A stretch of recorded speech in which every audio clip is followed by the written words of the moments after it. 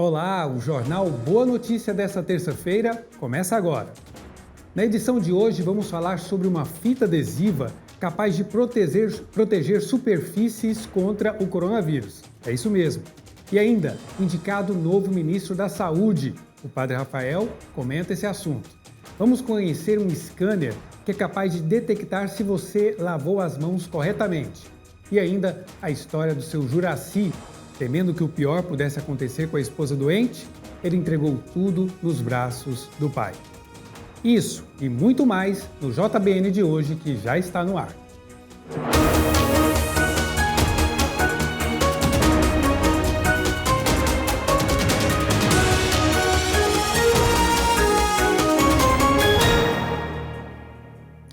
Uma fita adesiva capaz de proteger superfícies contra o coronavírus por até 28 dias. Uma criação de cientistas em parceria com a indústria têxtil de Jundiaí, em São Paulo. O material, que elimina vírus e bactérias, já está sendo produzido para venda no atacado e em breve poderá chegar ao consumidor. Vamos conferir. O verde é conhecido como a cor da esperança. No combate ao coronavírus, essa ideia foi reforçada. É que uma fita adesiva que combate o vírus foi desenvolvida nessa cor. Nanoative é uma bionanotecnologia que foi aplicada em uma fita adesiva e transformou essa fita numa fita virucida, uma fita à prova do coronavírus, capaz de eliminar vírus e bactérias de uma forma imediata e com uma ação prolongada que passa de 30 dias. No fim do ano passado, a fita passou por testes e ficou comprovada a capacidade antiviral e antibacteriana. A vantagem da nanotecnologia é que ela dispensa a necessidade do uso de álcool ou solvente. Os testes vieram da Unicamp e da Quasar Bio, utilizando um laboratório da USP. E além desse teste de laboratório, nós aplicamos ele em Viracopos, no aeroporto, inclusive no terminal de cargas, onde tem uma circulação grande de pessoas e diferentes níveis de sujidade e temperaturas diferentes. E em todas as situações, nas coletas semanais que fizemos por 4 semanas, a gente conseguiu então confirmar a eficácia do produto mesmo em todas essas situações. A fita foi desenvolvida em parceria com a Universidade Federal de Minas Gerais. Com o sucesso dos resultados apresentados após os testes, outros produtos tendem a receber a tecnologia. Essa tecnologia ela já foi desenvolvida, formulada em produtos como gel para as mãos, com o diferencial de criar uma espécie de luva invisível antisséptica capaz de te proteger do vírus por várias horas. Nesse caso, por pelo menos 6 horas, já confirmado em vivo, nas mãos das pessoas. Já fizemos formulações para filtros de ar-condicionado, temos laudos que comprovam eficácia em papéis, o que significa que a gente pode desenvolver, por exemplo, embalagens de alimentos à prova de contaminação.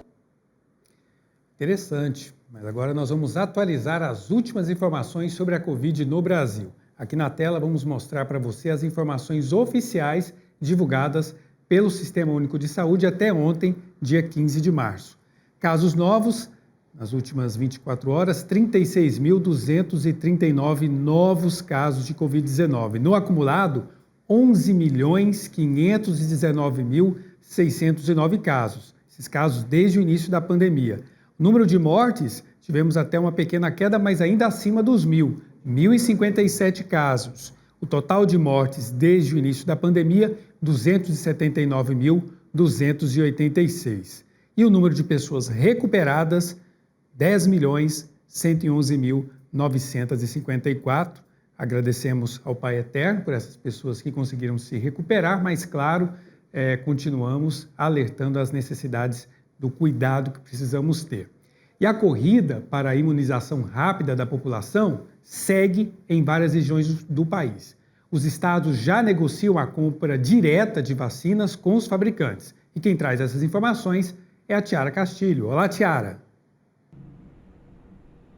Olá! Depois de o Brasil viver os piores dias da pandemia do novo coronavírus, a corrida pela compra de vacinas intensificou, tanto pelo governo federal quanto os estaduais, que receberam a autorização da Agência Nacional de Vigilância Sanitária para negociar a compra direta com os fabricantes. Nos últimos dias, alguns estados já anunciaram a compra de doses. O governador em exercício do Rio de Janeiro, Cláudio Castro, criou um comitê estadual e já no outro dia autorizou a aquisição de 5 milhões de doses da vacina contra a Covid-19 para entrega imediata. O custo estimado é de até 300 milhões de reais que serão pagos pelo governo do estado. Já o consórcio de governadores do Nordeste também formalizou a compra de vacinas. São 37 milhões de doses do imunizante da Rússia, Sputnik.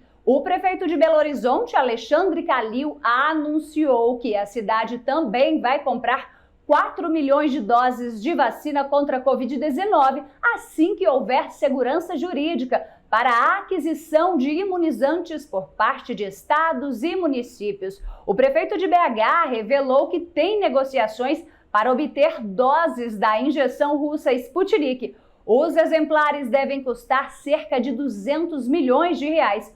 Outros estados também estão em negociação com os fabricantes, além do governo federal. A vacinação contra o novo coronavírus é fundamental para reduzir as internações e óbitos decorrentes da Covid-19. Volto com você aí no estúdio. Obrigado, Tiara. E com o acerto realizado com a Pfizer e a Johnson, que foram anunciados ontem, o Brasil tem a receber por contrato, até dezembro, 545 milhões de doses. Assim, o país pode chegar ao fim do primeiro semestre com todos os grupos prioritários vacinados, caso o cronograma apresentado por Eduardo Pazuello, que deixa o cargo de ministro da Saúde, seja confirmado. Agora está na hora de conferirmos o nosso Giro pelo Mundo com notícias sobre a ciência e a arte. Confira. A Academia de Artes e Ciências Cinematográficas anunciou nesta segunda-feira a lista de indicados ao Oscar. O drama biográfico Mank, sobre o roteirista de Hollywood Herman Mankiewicz, lidera a corrida pelo prêmio mais importante do cinema, concorrendo em 10 categorias, entre elas a de melhor filme e melhor diretor. Outros 6 filmes receberam 6 indicações cada: Meu Pai, Judas e o Messias Negro, Minari, Nomadland, O Som do Silêncio e O Sete de Chicago. As mulheres quebram um recorde esse ano, com 70 indicações. O anúncio ocorre 2 semanas após o Globo de Ouro, que foi criticado por não indicar filmes com elencos negros. Os vencedores serão conhecidos no dia 25 de abril. Cientistas russos lançaram um dos maiores telescópios subaquáticos do mundo no Lago Baikal, na Sibéria. O telescópio, que começou a ser construído em 2015, foi projetado para observar neutrinos, as menores partículas conhecidas. Chamado de Baikal GVD, o equipamento foi instalado entre 750 e 1.300 metros de profundidade. Os neutrinos são muito difíceis de detectar, e a água é um meio muito eficaz para isso. O telescópio é o resultado de uma colaboração entre cientistas da República Tcheca, Alemanha, Polônia, Rússia e Eslováquia.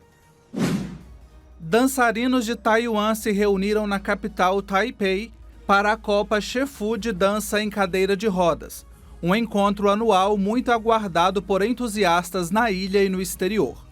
Rose Irsu, de 60 anos, mostra nas pistas que não existe limite para um sonho.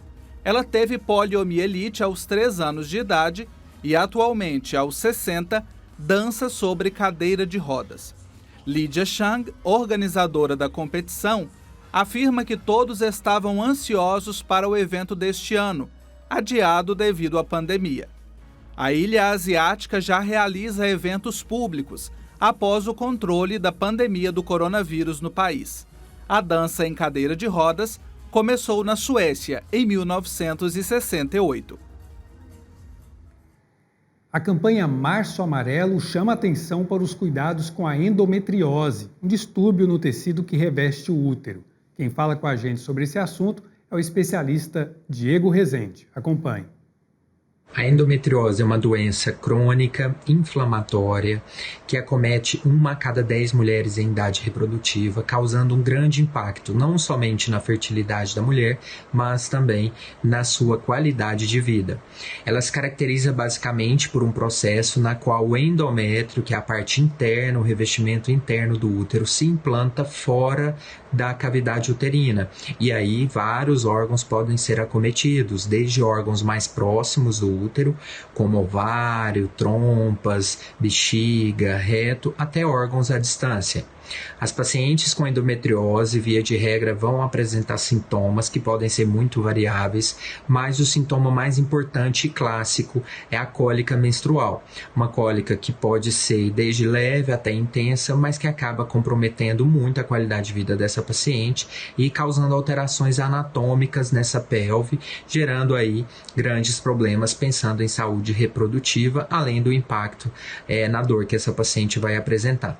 O diagnóstico é sempre importante que ele seja feito de forma mais precoce possível, através tanto de uma anamnese, uma entrevista bem feita, através também de um exame físico muito detalhado, e nós utilizamos como recursos diagnósticos também os exames complementares. Dentre eles, a ultrassonografia transvaginal com preparo intestinal, para que as lesões possam ser melhor avaliadas, e a ressonância magnética da pelve. Essas seriam as duas opções de exames complementares para o diagnóstico de endometriose. O tratamento ele deve ser sempre feito de forma multidisciplinar, então é necessário que essa paciente tenha um acompanhamento nutricional voltada para uma dieta anti-inflamatória. É importante que essa paciente tenha bons hábitos de vida, desde atividade física até cessação de tabagismo, etilismo, e nós temos os tratamentos medicamentosos. De maneira geral, o que esses tratamentos vão fazer seria um bloqueio dessa menstruação, tentando buscar uma melhora clínica dos sintomas aí que a paciente vai apresentar. E casos excepcionais, nós ainda temos como último recurso terapêutico o tratamento cirúrgico.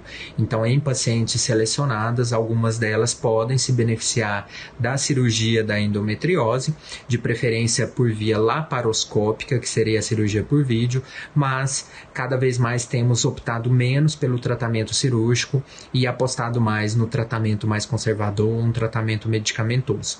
Sempre importante fazer uma avaliação com o seu ginecologista, e se você apresenta algum sintoma que possa sugerir endometriose, fazer uma investigação mais detalhada e aí evitar que essa doença possa evoluir, causando grande impacto na saúde da mulher.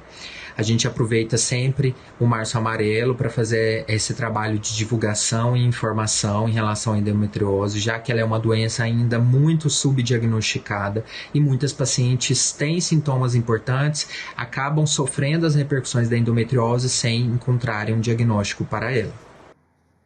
Nós vamos para o intervalo e voltamos já já.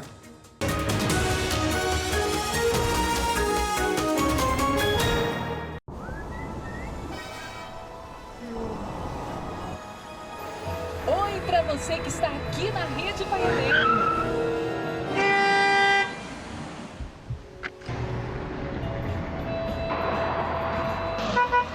Amigo, sua porta traseira está aberta. Obrigado.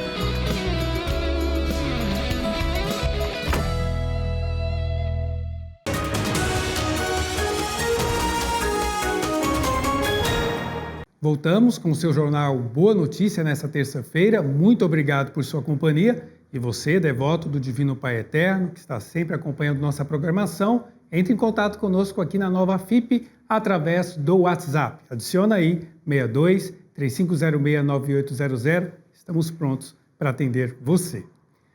Agora o assunto é a higienização das nossas mãos. Para mostrarmos a forma mais correta de deixar as mãos limpinhas, nós vamos conhecer uma máquina que é um verdadeiro raio-x da sujeira. O repórter Tarek Cardoso conta mais pra gente. Neste tempo de agravamento da pandemia da Covid-19, vale ressaltar alguns velhos hábitos. No início da pandemia, no ano de 2020, vocês viram em vários veículos de comunicação demonstração de como higienizar bem as mãos. Agora, vale relembrar estes velhos hábitos novamente demonstrar de novo, porque a gente está num período de cuidado. Não é, Sumaia? As sujeiras que são acumuladas nas nossas mãos passam desapercebidas, né? Isso. Nesse momento de pandemia, né, sempre vale ressaltar que a higiene das mãos é uma das medidas mais importantes para a gente eliminar o micro-organismo, né, e a transmissão. E realmente, a higiene das mãos ela deve ser bem feita para a gente garantir que realmente a gente higienizou as mãos e elas estão limpa, livre de qualquer micro-organismo. Vocês aqui da área da saúde já têm essa preocupação desde sempre. Mas agora vocês estão conseguindo reforçar para toda a sociedade a importância deste hábito, né? Isso. Já é um hábito, né, uma rotina sempre, né? Os momentos de higiene das mãos, das precauções que a gente utiliza. Porém, nesse momento de pandemia, veio a gente reforçar ainda mais essa técnica. E vocês conseguem passar isso para a população também, né? Isso. O importante da população é realmente a gente conseguir conscientizar o quanto isso é importante, a higiene das mãos, e realmente que eles façam a técnica para garantir que realmente aquela higiene das mãos foi feita corretamente e que a mão está livre de qualquer micro-organismo. Sumaia, você trouxe o equipamento aqui pra gente que demonstra a importância de lavar bem as mãos, de higienizar bem as mãos. Como que esse equipamento funciona e quando ele é utilizado por vocês? Isso. Esse equipamento é uma caixa, a gente chama ela de caixa reveladora, né? Que é a base de um produto, ela é uma caixa de luz negra, e a base do produto a gente consegue evidenciar as sujidades, né? Os micro-organismos nas mãos. Então, a gente utiliza ela mais, né, em momentos de treinamento para a gente realmente conseguir conscientizar as pessoas da importância, né, da higiene das mãos, como deve ser feito da forma correta para garantir que realmente a minha mão está livre de qualquer sujidade, de qualquer micro-organismo. Agora, nesse momento, então, eu estou fazendo sem ter higienizado as minhas mãos e a máquina vai detectar algumas coisas, né? Isso. Essa é a técnica, né, de higiene das mãos que normalmente nós fazemos rotineiramente em casa. E aí você higienizou as mãos, pode colocar a mão aqui na máquina para a gente conseguir fazer a visualizar. demonstração. Esses pontos em destaques é que a gente considera, né, que realmente não está muito bem higienizado.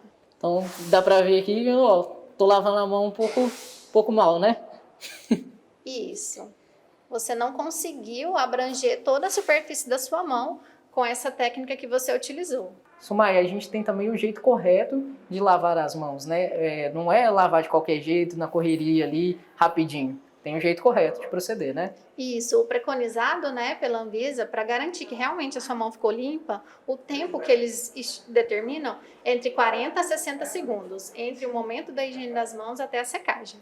Então você vai me instruir agora como é que eu tenho que fazer aqui. Isso, você vai, liga a torneira, você vai molhar suas mãos, pegar o sabão, pode friccionar a palma da mão. Feito isso, o dorso da mão, uma palma da mão em cima da outra, isso. Faz de um lado, faz do outro. Depois disso, você vai repetir esse mesmo movimento fazendo aqui, ó, entre os dedos. Faz dos dois lados. Agora as polpas digitais aqui embaixo da unha. Faz assim, ó, movimentos circulares. Faz na outra mão. Feito isso, agora a gente vai fazer o polegar dos dois lados e o punho. Agora, quando você for enxagar, você não vai encostar na torneira, você vai acionar ela, né, com o cotovelo ou com o braço sempre. E você vai enxaguar assim. Aí você seca com papel toalha e vai batendo para secar. Gente, não é fácil lavar a mão não, viu? Tem muitas regras, muitas dicas. Mas todo cuidado é pouco nesse período de pandemia. E agora a gente vai fazer a demonstração de novo na mesma máquina, mostrando a higienização das mãos direitinho. Isso, para verificar se realmente está limpa. E aí, neste momento agora, nós estamos fazendo a demonstração depois de eu ter higienizado as mãos. A Sumaia está me explicando aqui, e ela está me falando que agora estão ali ainda algumas sujeiras que estão nas minhas cutículas. É importante ressaltar, né, a importância das unhas curtas, senão a gente não consegue garantir uma boa higiene das mãos. E o momento que a gente alcança as cutículas é quando a gente faz essa fricção, nessa parte dos dedos, que a gente está limpando a parte de dentro dos dedos e aqui a parte de fora, que são as cutículas. Então, sempre, né, dos dois lados. tão importante quanto a higiene das mãos com água e sabão é o uso, né, do álcool em gel, principalmente nesse momento, que às vezes a gente não tem acesso a uma pia, né? Então é muito importante a gente utilizar o álcool em gel, sempre respeitando essa mesma técnica, né? Que é de fazer todo o processo em todas as áreas das mãos, mesmo sendo com álcool gel. Também a gente faz essa mesma etapa, só tira a etapa do enxágue e da secagem. Mas é muito importante nesse momento. E a gente vê a matéria sobre limpar as mãos e já fica com vontade também de fazer uma higienização, nem que seja com álcool aqui no estúdio. Bom, com a pandemia, o número de pessoas que procuram os hemocentros para a doação de sangue caiu muito.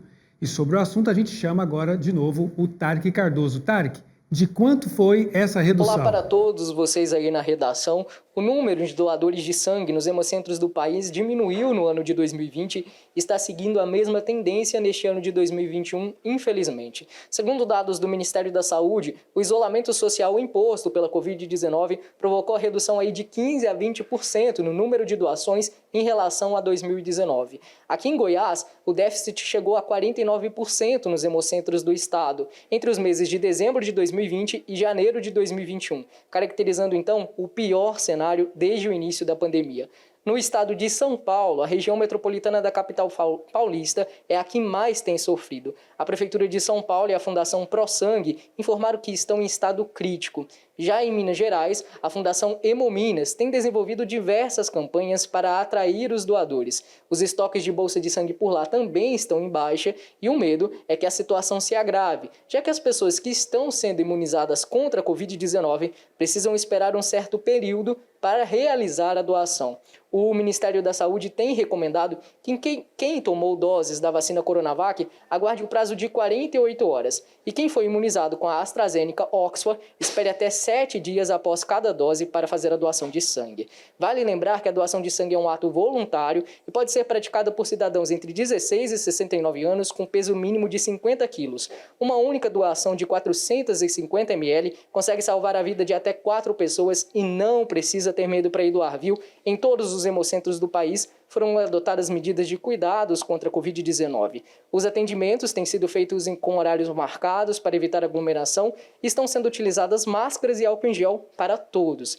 Vale lembrar também que essa é uma atitude cristã e de amor ao próximo. É com vocês aí no estúdio. Obrigado, Tarek. E o Brasil tem um novo ministro da Saúde, é o médico cardiologista Marcelo Queiroga. Ele foi indicado ontem pelo presidente Jair Bolsonaro. E este é o assunto do comentário de hoje com o missionário redentorista, padre Rafael Vieira. Olá, irmão Diego Joaquim. É isso. Temos hoje um novo ministro da Saúde, o Dr. Marcelo Queiroga, até ontem presidente da Sociedade Brasileira de Cardiologia. Eu não quero dizer nada sobre o novo ministro, mas ouso dizer que a precedente tentativa de substituição no Ministério da Saúde pela doutora Ludmila Rajar pode dizer muito sobre o novo ministro. A doutora disse que não aceitou ser a ministra porque não houve convergência técnica entre ela e o presidente. E pelo que se sabe, ela é a favor da ciência. Ela acha que o distanciamento social é a nossa maior e mais poderosa força nesse momento de tantas fragilidades como o sistema de saúde público e privado em colapso no que se refere ao acolhimento e tratamento da Covid-19. Será que o novo ministro tem convergência técnica com o presidente? E se ele tem, o que é que isso significa? Eu volto ao caso da médica goiana que não aceitou o ministério. Ela contou que em curtíssimo espaço de tempo, depois que seu nome foi divulgado e que seu perfil profissional e seu posicionamento sobre a pandemia foram conhecidos, ela passou a receber ameaças de morte por parte de grupos radicais. O hotel em que ela se encontrava hospedada em Brasília foi visitado 3 vezes por pessoas que queriam falar com ela. Um terror. Ela chegou a dizer que até a família foi ameaçada. E ao contar isso ao presidente, ele disse apenas que faz parte. Não, gente, não pode fazer parte. Nós somos uma nação ou um antro de serpentes? Não faz parte, não. O que faz parte é, naturalmente, um certo assédio de todas as pessoas de boa vontade e desesperadas em obter informações mais seguras e orientações mais eficazes para vencer a pandemia. Truculências e ameaças não fazem parte de um jogo cívico legítimo e democrático. Não podemos concordar com isso como se isso fizesse parte do jogo. Momento de falarmos das grandes ações do nosso Divino Criador. Afinal, quem acredita no poder e no amor do Divino Pai Eterno vence qualquer batalha nessa vida, não é mesmo? E foi justamente isso que aconteceu com seu Juraci. Temendo que o pior pudesse acontecer com a esposa dele, que estava doente, ele entregou tudo nos braços do Pai, confiou e alcançou a graça da cura. Vamos ver. Ao descobrir um mioma no útero, a Lucilene precisou retirar o órgão. A cirurgia não é considerada de alto risco e geralmente quem passa pelo procedimento se recupera bem. Mas no caso dela, um erro médico complicou muito as coisas e a mulher foi parar na UTI em estado grave. Seu Juraci, esposo de Lucilene, esteve o tempo todo ao lado da mulher e ele relembra com detalhes os momentos difíceis. Ele operou ela operou ela no dia 9 de dezembro de 2020. Aí quando foi no dia 10, ele deu alta para ela. Depois, aí viajou e não deixou ninguém substituto para ela, só deu alta para ela e ela foi. Aí nós levou ela para casa e cada dia que ela ficou lá, ela foi piorando mais. Quando estava no terceiro dia, aí eu vi que ela não estava boa mesmo, aí eu retornei ela lá no hospital de novo e aí eles encaminhou ela pelo SUS. Aí foi a época que ela ficou uns 30 dias ou mais na UTI. Seu Juraci guarda as fotos da esposa na UTI como lembrança de um tempo duro que foi superado graças ao Pai Eterno. Aos 62 anos, ele se viu numa situação de desespero, mas sempre foi um homem de muita fé. Desde pequeno é devoto e visita a Trindade sempre que pode. Em meio às angústias e preocupações, ele tomou a melhor decisão possível. O guarda noturno entregou a vida da pessoa que mais ama nas mãos do Pai Eterno. Durante os 30 dias que a mulher esteve na unidade de terapia intensiva, seu Juraci ouviu diversas vezes dos médicos que só um milagre poderia reverter a situação. Tempos difíceis que ele nunca vai se esquecer. Só falava assim, tenha muita fé em Deus, que Deus tira ela de lá, quer dizer... E eles falaram assim, o médico nós vamos fazer a nossa parte, Deus vai fazer a parte dele. Aí, graças a Deus, o meu voto eu considero que foi válido. E foi na confiança de que Deus agiria na vida de Lucilene que seu Juraci decidiu fazer uma promessa pela vida da mulher. Se ela fosse curada, ele viria até o Santuário Basílica do Divino Pai Eterno e participaria de 5 celebrações como forma de agradecimento. Graças a Deus, hoje, ela se encontra sadia, e inclusive está trabalhando e está só sentindo as coisas, as sintomas da cirurgia, dos cortes só que foi dado, mas está tudo bem, graças a Deus. E o Divino Pai Eterno, ele me atendeu meu pedido. E fui muito feliz, e estou muito feliz, estou aqui com todo prazer. Histórias como a de seu Juraci são verdadeiros testemunhos das maravilhas que o Senhor faz na vida de quem crê. O Pai Eterno nos concede todos os dias diversos livramentos e curas. E é assim, em oração, que a gente consegue se aproximar verdadeiramente de Deus. Esse homem simples, de fé inabalável, se encontrava numa situação delicada e angustiante, mas dono de uma sabedoria incontestável, se colocou humildemente no colo do Pai. Fez o que todos nós deveríamos fazer ao passar por um momento desafiador. E hoje, o sentimento que domina o seu coração é o da gratidão. Toda a vida eu fui devoto do Divino Pai Eterno. Toda a vida eu morava no Tocantins, mas sempre eu não vinha aqui assistir a missa aqui pessoalmente não, mas aí eu mudei para cá e aí direto eu tô aqui, quase todo mês eu venho 2, 3 vezes por mês para a missa. Todo ano eu vou passear lá, não tá meu povo, mas não vou se eu não vir aqui pedi a licença do meu divino Pai Eterno e graças a Deus eu vou para minha viagem, volto e nunca teve problema.